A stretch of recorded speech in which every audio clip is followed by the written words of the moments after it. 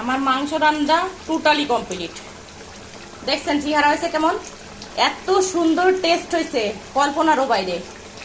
মাংসতে আমি যতটা ঝাল দিছি না, এই দেখেন আরেকটু মরিচের গুঁড়া দিয়ে দিই, অল্প একটু, বেশি ঝাল ভালো লাগে না। আর এই মরিচের গুঁড়া হচ্ছে নামানোর আগে দিলেও সমস্যা নাই, কোনো নো প্রবলেম।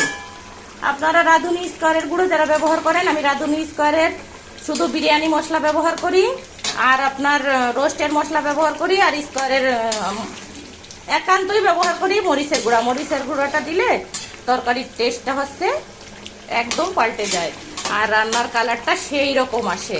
দেখেন আমার রান্না হয়ে গেছে। আমি এখন এখানে 6টা এলাচ বাটা দিয়ে দেবো। এবার আমার রান্নাটা কেমন হয়েছে আপনারা সকলে কমেন্ট করে জানাবেন। আপনাদের সবাইকে যারা আমার ভিডিও দেখেন, আমার ফেসবুক বন্ধু প্লাস পেজ ফলোয়ার যারা বন্ধুরা যারা আমার ভিডিও দেখেন, তাদের সবাইকে অনেক অনেক ধন্যবাদ। আমার পেজের পাশে থাকবেন, আমার চ্যানেলের পাশে থাকবেন, আমার চ্যানেলটাকে ফলো করবেন, আমার পেজটাকে ফলো করবেন, আমার ইউটিউব চ্যানেলটাকে সাবস্ক্রাইব করে দেবেন। সবাইকে অনেক অনেক ধন্যবাদ। শুভ দুপুর। আমি মিথিলা বোস, আজকের মতো এখানেই রাখছি।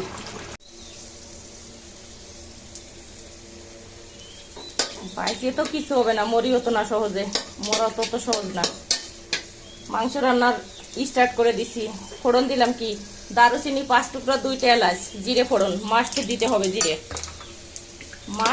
ফোড়ন দিতে হবে, না হলে চলবে না।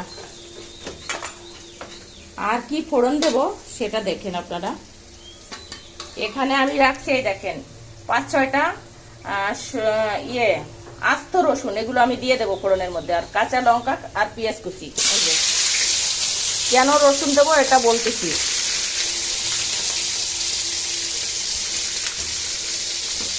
আমি মাংসের ভিতর রসুন বাটা, আদা বাটা, জিরে বাটা আর পেঁয়াজ বাটা দেব। আর আমি কেন আস্ত রসুন দিলাম, এই আস্ত রসুনটা দেওয়ার একটা কৌশলটা আপনাদের বলি। রসুনটা একটু ভাজা ভাজা হবে, অল্প মানে সিদ্ধ হয়ে যাবে। আস্ত রসুন তো এটা ভাজা হবে না, ভিতর থেকে সিদ্ধ হবে। দেখেন আমি মাংসে কতটা তেল দিছি। পোলট্রি মুরগির মাংস একটু তেল করতে হবে। তেল করে আপনি তেল যখন ঝোল হয়ে যাবে, সাইডে যদি তেলটা পড়ে যায়, তেলটা আপনি খাবেন না, আপনারা কেউ খাবেন না। তার কারণ তেল খাওয়া ভালো না। তেল খেলে শরীর অসুস্থ হয়, ফ্যাট হয়, লিভার ফ্যাট হয়, নানা সমস্যা, মোটা হয় শরীর, আর তেল বদহজম হয়, অনেক ক্ষতি করে। তেল খাওয়া লাগবে না। তেল ছাড়া সাইড থেকে মাংস আর ঝোল তুলে নিতে পারবেন ক্যাপাসিটি করে। আর যদি না জানেন আমার কাছে আসবেন, আমি শিখাই দেব। এখন হচ্ছে আমি এটাকে সুন্দর করে ভাজে নিচ্ছি। দেখেন ভাজে নেওয়ার পরে আমি নিজেই দেখেন মশলা বাটা করে রাখছি। আমার চম্পা কিছুটা করে দিয়েছিল অনেক দিন আগে, আমার এটা একবার করে দিলে 6 মাস যায়। আমি মশলা দেব কতটা, এখানে আছে জিরে বাটা, আদা বাটা, পেঁয়াজ বাটা, রসুন বাটা, এই পুরোটুকু মশলা আমি দিয়ে দেবো। যেহেতু আমার 1.5 কিলোর উপরে মাংস, তো মশলা না হলে মাংস কষা কষা হবে না। আর ওর সাথে আমি একটু ধনিয়া পাউডার দেবো, আর রাঁধুনি স্কোয়ারের মরিচের গুঁড়ো আমি ব্যবহার করি। সেটা তো আপনারা ভালো করে জানেন। অনেকে আমাকে কমেন্ট করে বলে ওই মরিচের গুঁড়া, আমাকে কমেন্ট করে অনেকেই মেসেঞ্জারে বলে মরিচের গুঁড়া কেমন আছেন। আমার হাসি এসে যায় এগুলো শুনলে। তো আমি সুন্দর করে এটাকে একটু লাল লাল করে ভাজতেছি। আমি কি করতেছি জানেন, ওই যে খুলনায় আব্বাসের চুই ঝালের মাংস রান্না করে না, ওই টেকনিকটা একটু খাটাই মাঝে মাঝে। আর আমি এমনি ছোটবেলা থেকে অনেক যা কিছু করি সুন্দর করে করার চেষ্টা করি। এবার আপনারা দেখেন আমার পেঁয়াজ লাল হয়ে গেছে, আমি মশলাটা ঢেলে দেব। দেখতে থাকুন। এই যে একবারে পুরো বাটি ধরে, এর মধ্যে আমি 2 চামচ টক দই দিচ্ছি। আপনারাও চাইলে দিতে পারেন। পোলট্রি মুরগির মাংস তো পোলট্রির মতো আর লাগবে না। আমি এখন এখানে লবণ, হলুদ, শুকনো মরিচের গুঁড়ো, ধনিয়া পাউডার সব ব্যবহার করব। মশলা টোটালি দেওয়া হয়ে গেছে। এই দেখেন মরিচের গুঁড়ো দিচ্ছি।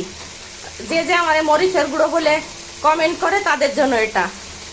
এই রাঁধুনি স্কোয়ারের মরিচের গুঁড়ো দিলে তরকারির স্বাদ আর ফ্লেভারটা অনেক সুন্দর আসে। মাংসের যে রান্নাটা আপনার টেস্টটাকে অনেক গুণ বাড়িয়ে দেয়। এই দেখেন আমার ইয়েটা কত সুন্দর হয়েছে দেখছেন। আমি এখনো ধনিয়া পাউডার এখানে দিতে পারি নাই, একটু পানি অ্যাড করব। রসুন আমার কিন্তু আস্তে আস্তেই আছে, আপনারা খেয়াল করতেছেন রসুন আস্তে আস্তেই আছে। ভালো করে কষিয়ে নেই, কষিয়ে নিয়ে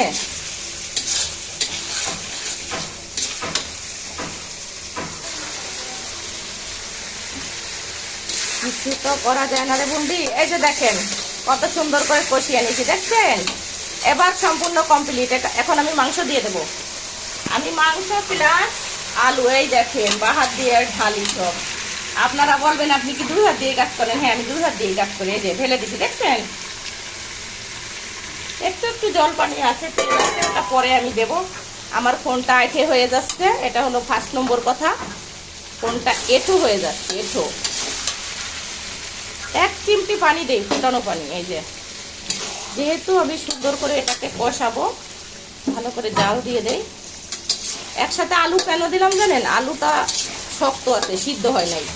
আর আমি যখন ঝোলের পানি দিয়ে দেব, তখন আর আমি মাংস নাড়াচাড়া করব না, যাতে আলু একদম আস্ত থাকবে আমার ঝোলের সাথে, প্লাস মাংসের সাথে গুলিয়ে যাবে না। আলু যদি গলায় যায়, আপনার মাংসের মধ্যে ঝেড়ে হয়ে যাবে, আর মাংস হচ্ছে স্বাদ নষ্ট হয়ে যাবে। আমার হাজব্যান্ড সাহেব স্যার আশিস নাগ মশাই একদম পছন্দ করে না আলু গুলাই গেলে। টেস্টি রান্না করে করে খাওয়াতে খাওয়াতে বেশি দ্রুত হয়ে গেছে, বুঝছেন? আপনারা সবাই বন্ধুরা শোনেন। দেখছেন আমার ঝোলের কালার? এই দেখেন, এটা আব্বাসের চুই ঝালের মাংস হচ্ছে। আমার বন্ধু আছে শ্যামল সাহা, খুলনায় থাকে, আমাকে বলে আসেন আব্বাসের চুই ঝালের মাংস খাওয়াবানে।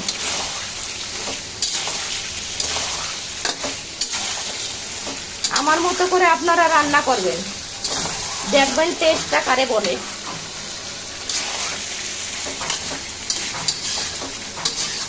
এবার আমি ফুটানো জল অ্যাড করে দেবো এর সাথে। এই যে আমি চতুর্পাশে পানি দিয়ে দিলাম। এটা পানি, জল, ওয়াটার যেটাই বলেন না কেন, সবই এক জায়গায়। নদীতে থাকলে হয় জল, সাগরে থাকলে হয় নুনের পানি, আর আকাশে গেলে পড়ে বৃষ্টির পানি। সেই একই পানি, জল, পানি, ওয়াটার।